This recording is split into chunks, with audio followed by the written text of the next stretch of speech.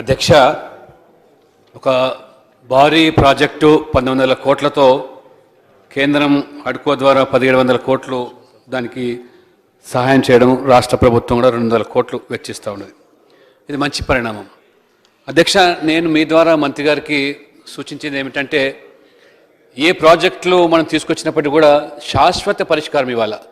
ఈ తాగునీటి సమస్య ప్రధానంగా హైదరాబాద్ ఈ పరిసర ప్రాంతాల్లో వాటర్ లైన్స్, ఈ స్టామ్ వాటర్ డ్రైన్స్, ఈ సివరేజ్ లైన్స్ అన్నీ కూడా కలవడం వల్ల పొల్యూషన్ ఏదైతే ఇది తీవ్ర సమస్యగా మారిందో, ఆ పొల్యూషన్ అరికట్టడానికి తగు చర్యలు మనం తీసుకోకుండా దానికి కావాల్సిన ఏదైనా ప్రణాళికలు రూపొందించి, ఇవాళ చాలా చోట్ల హైదరాబాద్లో కూడా కోర్ సిటీలో కానివ్వండి, ఇంతకుముందు కూడా నేను చెప్పాను, మా బోలక్పూర్ లాంటి ప్రాంతాల్లో 14 మంది కలుషిత నీరు సేవించి చనిపోయినారు.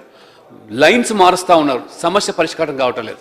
నేనేమంటున్నానంటే, వాటర్ లైన్స్ ఇవాళ అదే రకంగా ఈ సీవరేజ్ లైన్స్ మిక్స్ కావడం వల్ల చాలా చోట్ల ఈ ప్రమాదం జరుగుతూ ఉన్నది.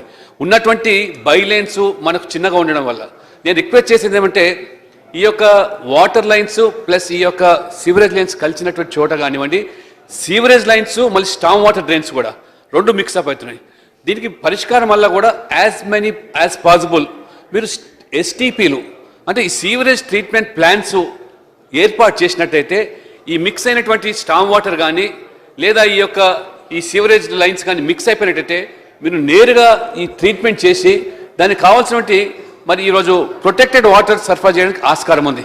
ఇటీవల మన మంత్రివర్యులు కేటీఆర్ గారు, కేంద్ర పట్టణాభివృద్ధి శాఖ మంత్రి వెంకయ్యనాయుడు గారు కూడా లాల్ బహదూర్ స్టేడియంలో మీటింగ్ జరిగినప్పుడు చాలా స్పష్టంగా చెప్పారు, సింగపూర్లో ఏ రకంగా సీవరేజ్ ప్లాంట్స్ ట్రీట్మెంట్ చేసి, వాటర్ని ట్రీట్మెంట్ చేసి అక్కడ మంచినీరుకు ఉపయోగం చేస్తున్నారు అని వారు చెప్పడం కూడా జరిగింది. కాబట్టి ఇవాళ హుసేన్ సాగర్ ప్రక్షాళన పేరు మీద ఈ ఎఫ్లుయెంట్స్ అయితే ఇండస్ట్రియల్ ఎఫ్లుయెంట్స్ వస్తున్నాయో వాటిని హుసేన్ సాగర్లో పోకుండా తప్పించి ఆ బై లైన్స్, పైప్ లైన్స్ అన్నీ కూడా మా ఏరియా నుంచి నాల నుంచి పంపిస్తాను.